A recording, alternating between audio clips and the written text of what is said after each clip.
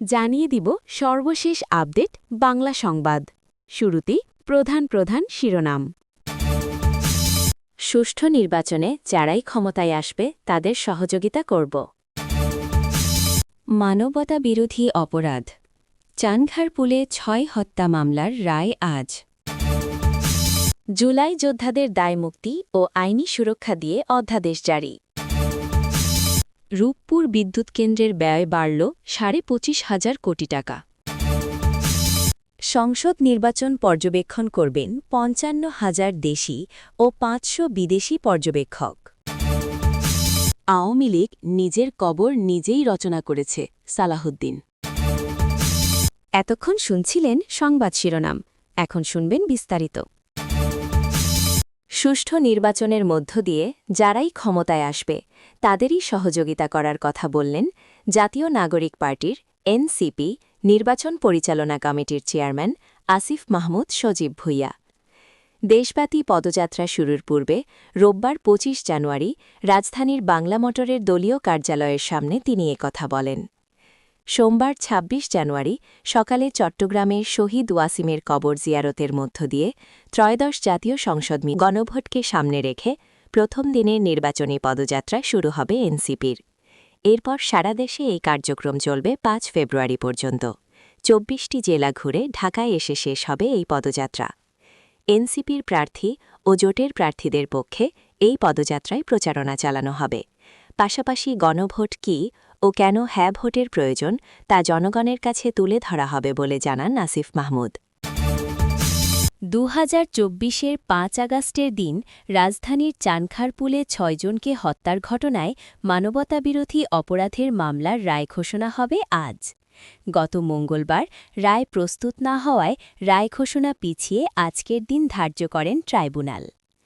চানখারপুলে পুলিশের গুলিতে শহীদ হন শিক্ষার্থী শাহরিয়ার খান আনাসসহ ৬ জন।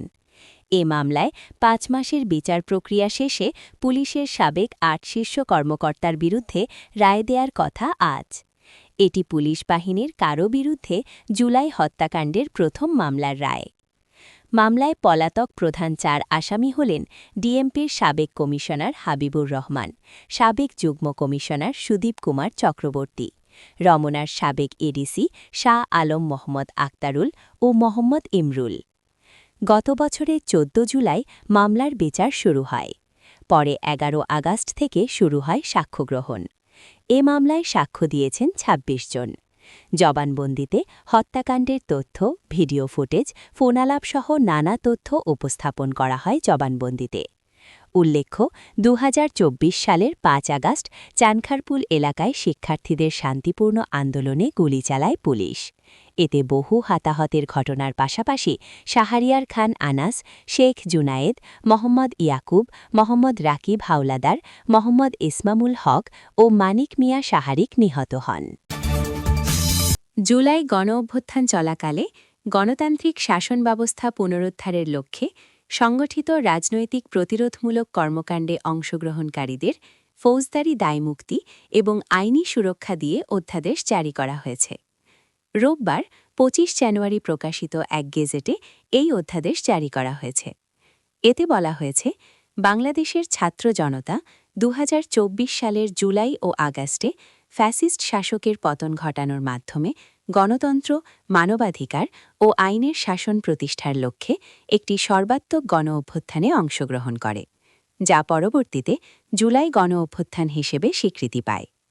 এর আগে গত ১৫ জানুয়ারি জুলাই যোদ্ধাদের দায়মুক্তি প্রদানে একটি অধ্যাদেশ অনুমোদন করে উপদেষ্টা পরিষদ।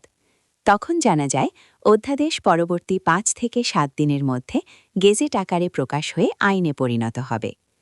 ওই সময় প্রধান উপদেষ্টা অধ্যাপক মোহাম্মদ ইউনুসের সভাপতিত্বে অনুষ্ঠিত উপদেষ্টা পরিষদের বৈঠকে অধ্যাদেশটি অনুমোদন দেয়া হয়। বৈঠক শেষে এক ব্রিফিংয়ে সাংবাদিকদের এসব তথ্য জানান আইন উপদেষ্টা অধ্যাপক আসিফ নজরুল।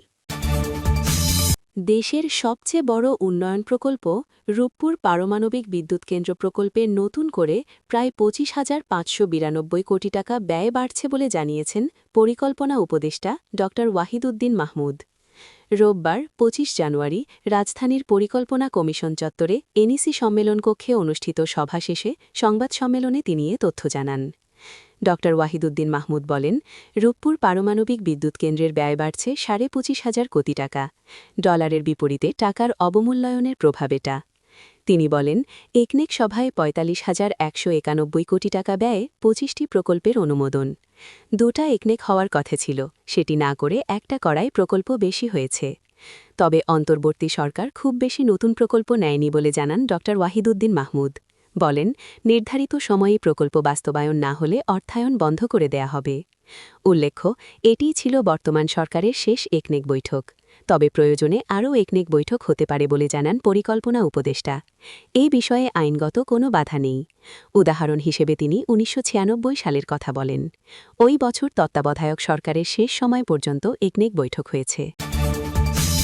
আসন্ন গণভোট ও ত্রয়োদশ জাতীয় সংসদ নির্বাচন পর্যবেক্ষণ করবে দেশি ৫৫,৪৫৪ জন। এছাড়াও ভোট দেখতে বিদেশ থেকে আসবেন ৫০০ সাংবাদিক ও পর্যবেক্ষক। রোববার ২৫ জানুয়ারি রাজধানীর একটি হোটেলে আয়োজিত বাংলাদেশে অবস্থানরত বিভিন্ন দেশের কূটনীতিকদের ভোটের ব্রিফিং অনুষ্ঠানে এই তথ্য জানান নির্বাচন কমিশনার আবুল ফজল মো সানাউল্লাহ।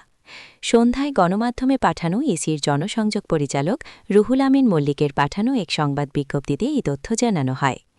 সানাউল্লাহ বলেন, নির্বাচনে ৮১টি দেশি নিবন্ধিত সংস্থার মোট ৫৫,৪৫৪ জন পর্যবেক্ষক দায়িত্ব পালন করবেন। এছাড়া নির্বাচনে বিদেশি পর্যবেক্ষক থাকবেন প্রায় ৫০০ জন। বিএনপির স্থায়ী কমিটির সদস্য ও কক্সবাজার ১ আসনের ধানের শীষের প্রার্থী সালাহুদ্দিন আহমদ বলেছেন, আজ নৌকা নাই, আওয়ামী লীগ নাই। আওয়ামী লীগ নিজেই নিজের কবর রচনা করেছে। আওয়ামী লীগ ও নৌকা এই দুইটাকে দাফন করে দিয়েছে শেখ হাসিনা নিজেই। আওয়ামী লীগের মৃত্যু হয়েছে ঢাকায়, দাফন হয়েছে দিল্লিতে। তিনি বলেন, বাংলাদেশের মানুষের পক্ষের রাজনৈতিক শক্তির নাম বিএনপি। বিএনপি এবং ধানের শীষ বাংলাদেশকে ধারণ করে এদেশের স্বাধীনতা ও গণতন্ত্রকে রক্ষা করে। সুতরাং বাংলাদেশের গণতন্ত্রের বিকল্প নাম বিএনপি, উন্নয়নের অপর নাম বিএনপি। তিনি রোববার ২৫ জানুয়ারি বিকেলে পেকুয়া উপজেলার টৈটুং ইউনিয়নের টৈটুং উচ্চ বিদ্যালয়ের মাঠে ইউনিয়ন বিএনপির আয়োজিত নির্বাচনী পথসভায় প্রধান অতিথির বক্তব্যে এসব কথা বলেন। সালাহুদ্দিন আহমদ বলেন, যারা ভারতের গোলামি করেছে, যারা মেড ইন ইন্ডিয়া, তারা ভারতে রপ্তানি হয়ে গেছে। বাকশালীরা এদেশের মানুষের ওপরে অত্যাচার দুঃশাসন চালিয়েছে, তারা আজ বিলুপ্ত হয়ে গেছে। যদি সমৃদ্ধি চান, অগ্রগতি চান, বাংলাদেশের প্রত্যেকটি মানুষ এদেশের মালিক হতে চান, তাহলে ধানের শীষে ভোট দিন। সালাহুদ্দিন আহমদ আরও বলেন, আমাদের পরিকল্পনা আছে, কর্মসূচি আছে, আমাদের নীতি আছে। আমরা কি করব আমরা তা জনগণের কাছে পরিষ্কার করে বলেছি। অথচ আমরা যাদের সঙ্গে প্রতিদ্বন্দ্বিতা করছি তাদের কোনো পরিকল্পনা নাই, কিন্তু তারা ধর্মের দোহাই দিয়ে বিভ্রান্তিকর বক্তব্য দিচ্ছেন। এ সময় পেকুয়া উপজেলা বিএনপির সাধারণ সম্পাদক ইকবাল হুসাইন, পেকুয়া উপজেলা পরিষদের সাবেক চেয়ারম্যান শাফায়েত আজিজ রাজু, টৈটং ইউনিয়ন বিএনপির সভাপতি মাস্টার জয়নাল আবেদিন, উপজেলা বিএনপির সাংগঠনিক সম্পাদক জেড.এম. মুসলেম উদ্দিন, পিপি অ্যাডভোকেট মীর মোশাররফ হোসেন টিটু, উপজেলা যুবদলের আহ্বায়ক কামরান জাদিদ মুকুট, উপজেলা স্বেচ্ছাদল দলের আহ্বায়ক আহসান উল্লাহ, উপজেলা মহিলা দলের সভানেত্রী সাবিনা ইয়াসমিন ঝিনু, উপজেলা ছাত্রদলের আহ্বায়ক নাইমুর রহমান হৃদয়সহ বিএনপির সিনিয়র নেতারা উপস্থিত ছিলেন।